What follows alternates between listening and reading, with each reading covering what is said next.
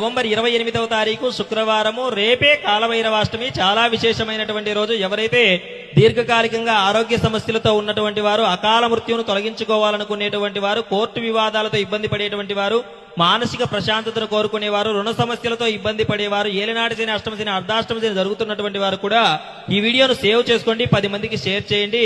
తప్పకుండా రేపు కాలభైరవాష్టమి రోజున స్వామివారి శివాలయము లేదా కాలభైరవ స్వామివారి దేవాలయాన్ని దర్శించుకోండి.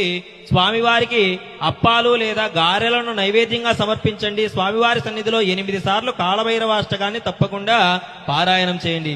ఒకవేళ ఇలా మీకు కుదరకపోతే మీ ఇంట్లోనే పార్వతీ పరమేశ్వరుల చిత్రపటం ముందు కూర్చొని స్వామివారికి పూజాధికాలు నిర్వహించి స్వామివారికి అష్టోత్తర శతనామాలు, పార్వతీ పరమేశ్వరుల అష్టోత్తర శతనామాలు చదివి అదేవిధంగా కాలభైరవాష్టకాన్ని 8 సార్లు పారాయణం చేసి స్వామివారి గారెలను నైవేద్యంగా సమర్పించండి. ఈ విధంగా అయినా స్వామివారి అనుగ్రహాన్ని మీరు పొందవచ్చు. ఈ వీడియోను మీ బంధుమిత్రులందరికీ షేర్ చేయండి. దైవానుగ్రహం